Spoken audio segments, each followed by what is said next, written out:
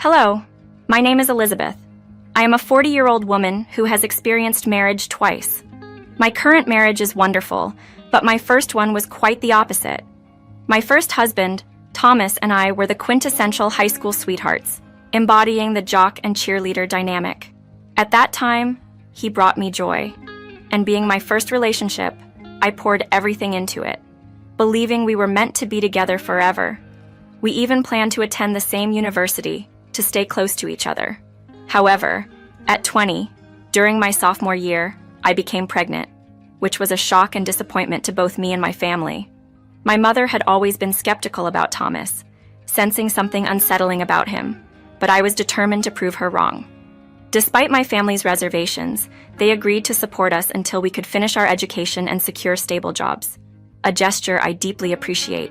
Thomas and I got married in a simple courthouse ceremony, and soon after, we welcomed our first child.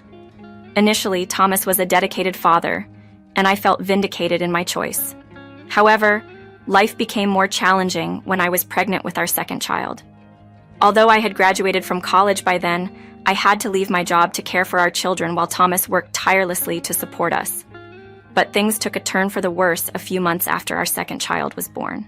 Thomas's behavior changed dramatically, and despite my attempts to discuss it, he remained distant. Then, one day, after taking the kids out, I returned to find our apartment emptied of all his belongings. Panicked and with my children crying, I tried to contact him, but to no avail. In distress, I went to my mother's house, barely holding back tears. Upon seeing us, my mother quickly let us in, alarmed by our state. I explained the situation through my shock and tears, leaving us all to wonder why Thomas had suddenly left. I couldn't understand why, but Thomas had been acting strangely for quite some time. He wouldn't communicate with me, and then, abruptly, he left. In my confusion and distress, my mother suggested we wait a bit before considering more drastic steps, like filing for divorce and offering her support regardless of the outcome. Despite my deep love for him, I was bewildered by how he could abandon his children. I know, I admitted, feeling a mix of sadness and disbelief. I just wish I could confront him, ask him why he did what he did. But we need to focus on moving forward, not for my own sake, but for our children's. My mother was right, as always.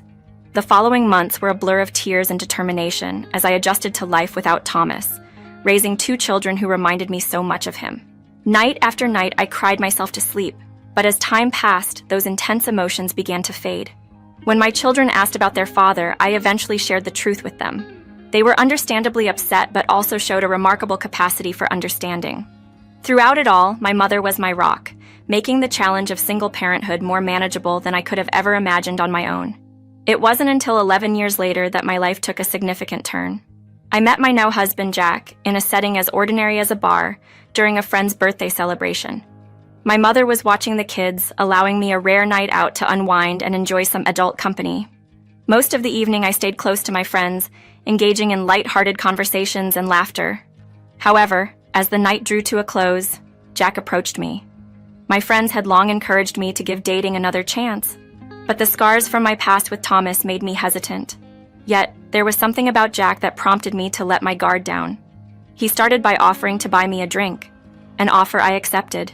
We waited for our drinks before delving into a more meaningful conversation. "So what brings you here?" Jack inquired, his interest genuine. "It's my friend's birthday, and I'm just here to celebrate with her," I replied. "That's nice. How about I send over some drinks for all of them?" he offered generously. "All of them? There are 6 more people there," I said, taken aback by his kindness. "It's all right. I'll cover it," he assured me, his gesture reflecting a generosity and warmth that I hadn't encountered in a long time.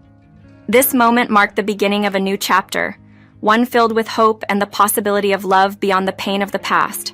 Over the next couple of hours, Jack and I enjoyed a lively conversation, with him joking about his financial status after generously offering to buy drinks for my friend's birthday celebration. "So, you're pretty well off, huh?" I teased, hinting at his generous gesture. He chuckled. "You might say that, but it's not something I flaunt. It's just nice to do something special, especially for a birthday." I admired his humility. It's impressive. Not many can do that without coming across as boastful. And you're doing it simply to make someone's day better. That's quite kind. Jack smiled. I guess I'm a sucker for making a good impression, especially around beautiful women. I laughed, teasing him about his apparent vulnerability. Really? Does every pretty face make you this generous? Maybe, he admitted with a grin. But hey, it's your friend's birthday, not a lie, right? Absolutely true, I assured him, playfully cautioning him about his weakness. He suggested, somewhat flirtatiously, that having a beautiful woman by his side might cure him of his broad susceptibility. Our conversation flowed effortlessly, which was unusual for me, given my introverted nature. Perhaps it was Jack's charisma or the relaxed atmosphere, but I found myself engaging with ease. As the night wound down, my friends and I thanked Jack for his generosity. Before parting, we exchanged numbers, setting the stage for what would become a constant exchange of messages and calls. Our conversations ranged from mundane daily events to exciting personal news, gradually weaving Jack into the fabric of my daily life. Our initial public meetups eventually transitioned to more personal settings, including visits to each other's homes. I remember my astonishment upon seeing Jack's house for the first time. It was nothing short of a mansion, a fact he modestly acknowledged with a laugh, hinting at a future together that might include sharing such luxury. Jack was candid about his intentions, expressing a desire for marriage and a life shared with me. His comfort and openness with me were unlike anything he'd experienced before, he'd say, which only deepened my affection for him. Remarkably, he embraced the idea of my children as his own, showing genuine concern and affection, further solidifying my love for him. After I opened up to Jack about my past with Thomas, his response was nothing short of extraordinary. He went to great lengths to demonstrate his affection and commitment, making it clear how different he was from Thomas. This contrast helped me realize why so many people had reservations about my previous relationship.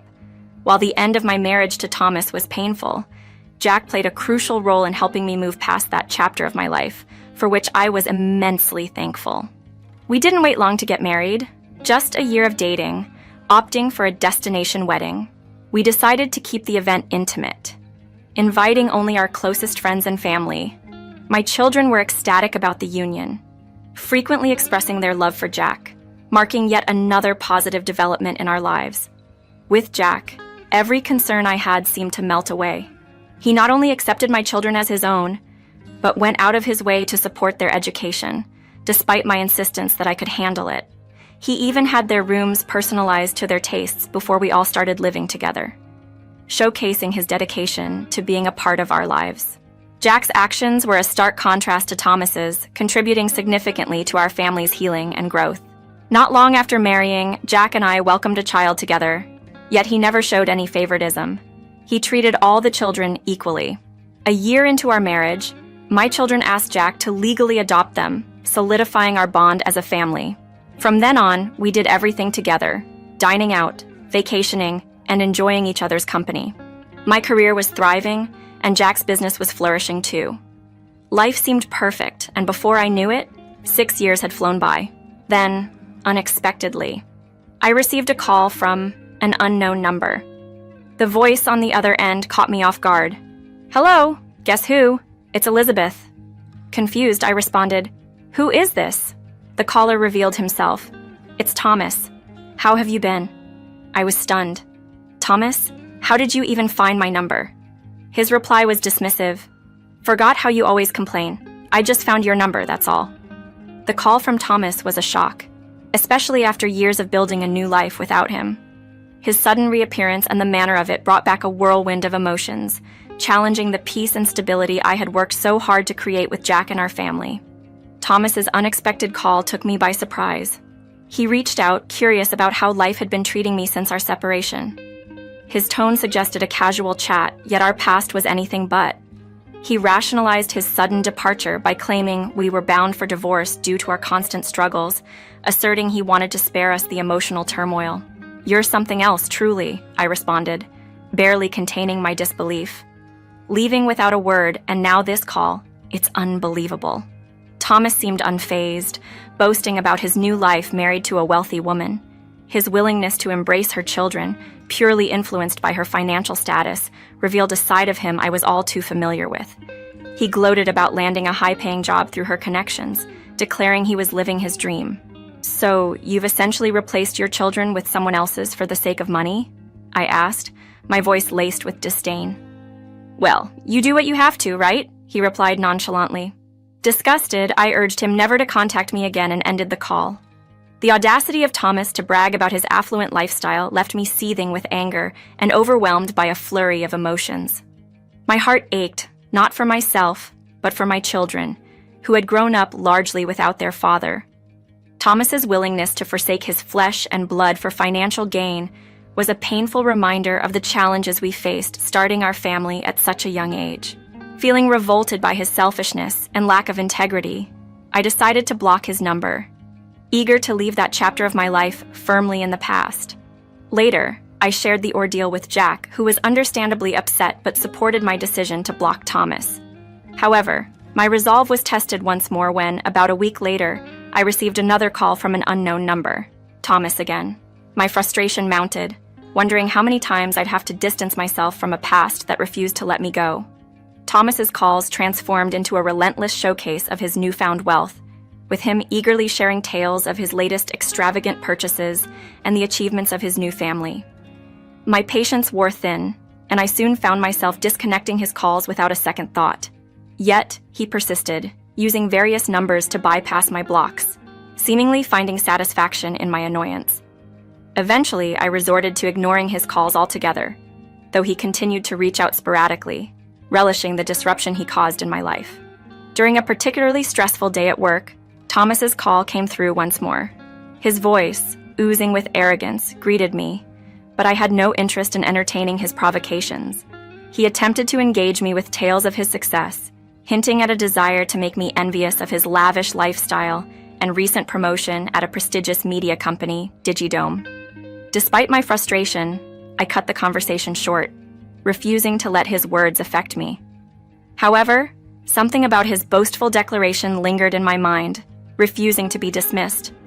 Digidome was a notable name in the media industry, celebrated for its role in promoting top-tier influencers and journalists, a fact I couldn't ignore given its connection to my husband Jack, the CEO and founder of the company. This revelation struck me as a twist of fate, presenting an unexpected opportunity to address not just the nuisance of Thomas's calls, but also the deeper wound of his abandonment of our children. Eagerly awaiting Jack's return home, I planned to share this astonishing coincidence with him. Upon his arrival, I couldn't contain my excitement, hinting at a significant discovery. Jack, understandably agitated by the mention of Thomas's harassment, was initially focused on his protective instincts. But as I revealed the connection between Thomas and Digidome, the atmosphere charged with a mix of shock and anticipation. This unforeseen connection to Thomas through Jack's company opened a path to potentially rectify some of the wrongs he had inflicted, not just on me, but on our children as well, with a mixture of disbelief and strategic thinking. We contemplated the implications of this discovery and how best to leverage it, not for revenge, but for a semblance of justice for the emotional and familial neglect Thomas had sown. When Thomas called to boast about his significant promotion at Digidome, I was momentarily taken aback. "He's working at your company?" I clarified with Jack, my husband, and the brains behind Digidome. The coincidence seemed too bizarre at first, and Jack teased me for not immediately connecting the dots given my agitated state. Jack, sensing an opportunity for a more profound lesson, half-seriously suggested firing Thomas. Yet, we both felt a mere dismissal wouldn't suffice. A plan began to take shape, one that involved not only retribution, but also a moment of reckoning for Thomas. We agreed to bide our time, recording his arrogant calls over the next few weeks. These recordings would serve as the cornerstone of our strategy. Digidome was set to host a significant event in 5 months, with Thomas at the helm. This event, attended by notable figures, provided the perfect stage for our plan. My task was to calmly collect Thomas's boastful calls, now with a sense of purpose fueling my patience. Each recorded conversation was a piece of the puzzle of the grand reveal we envisioned. As the event approached, my anticipation grew. Initially, I had reservations about attending due to my aversion to large gatherings and the spotlight. Yet the prospect of witnessing Thomas's downfall firsthand was too compelling to miss. Jack understood my hesitation, but also knew the importance of this moment. He purchased a stunningly beautiful dress for the occasion, a symbol of the dignified position from which we would address the situation. I remained discreet, waiting in the car until the opportune moment. Jack's introduction was my cue. He began his speech with an announcement of wanting to introduce his wife for the first time to the company and its associates. This setup was not just about revealing my identity, but also setting the stage for a dramatic turn of events that would underscore the values we held dear and the consequences of betraying them. As I stepped onto the stage, Thomas was already there, and his reaction was immediate. His face turned ashen and he seemed to shrink in size. I couldn't help but let a small smirk escape as I walked past him, noting his desperate attempts to wipe away the sweat with his handkerchief. Jack took this moment to shower me with praise, sharing with the audience the profound impact I've had on his life and the joy of co-parenting our children. With each compliment, Thomas seemed to grow more uneasy, visibly sweating under the weight of the situation. My heart swelled with pride as the audience applauded, celebrating the journey Jack and I had shared. Then, Jack's speech veered into more serious territory. He opened up about the harassment I'd been facing from my ex-husband, detailing how Thomas had left his family behind for a wealthier lifestyle, only to find himself employed by Jack's very own company. The crowd was audibly shocked, their murmurs filling the room as they speculated about the identity of my ex. Jack called for silence before dramatically revealing that Thomas was the man in question. As Thomas glanced nervously towards the exits, realizing too late that fleeing would only confirm his guilt, Jack pointed him out. The audience's reaction was palpable, a mix of disbelief and intrigue. But Jack wasn't finished. He proceeded to play recordings of the boastful and harassing calls Thomas had made to me, leaving Thomas frozen in place as his own words echoed through the room. Following this undeniable proof, Jack announced Thomas's termination from the company, a decision met with overwhelming support from the crowd. As Jack and I exited the stage, the feeling of vindication was unparalleled. Thomas was promptly escorted away, and the event continued without a hitch. It was a moment of triumph, not just for me, but for our entire family. The next day brought another wave of good fortune. An offer for a new position at a firm, a direct result of the strength and resilience I had shown. It was a sweet culmination of a challenging journey, a testament to the fact that sometimes the universe aligns in the most unexpected yet fitting ways. Receiving a call from an unknown number. I was surprised to hear Thomas on the other end, especially after everything that had happened. "It's quite daring of you to call me again," I remarked. He immediately accused me of deception. "How could you not tell me you've remarried, and to my boss no less?" he demanded. I had made it clear to Thomas multiple times that his presence in my life, or the lack thereof, meant I owed him no explanations or updates. "Thomas, I've told you before. I've moved on from caring about what you think or do," I replied. He argued that I should have informed him out of common decency, suggesting that knowing the identity of my husband would have made him rethink his actions. "So, you're saying you'd only stop harassing me because my husband is your boss? That's not decency, that's self-preservation," I countered. Thomas seemed to misunderstand the concept of decency, considering his history of abandoning his family. When he revealed that his recent actions had led his wife to leave him, taking their children, he tried to blame me for his circumstances. "You've made your choices, Thomas. This mess is of your own making," I told him firmly. It was empowering to stand my ground and not let Thomas's blame-shifting affect me. I wished him luck in finding a new path, one that hopefully led him to reflect on his actions and their impact on others. This final interaction felt like a closing chapter, allowing me to move forward with Jack and our family. Our life together has been fulfilling, and our children have grown into remarkable individuals. I've found peace and validation in moving past the turmoil caused by Thomas's actions. Now, I focus on the joy and love that fill my days, grateful for the strength and clarity this journey has brought me.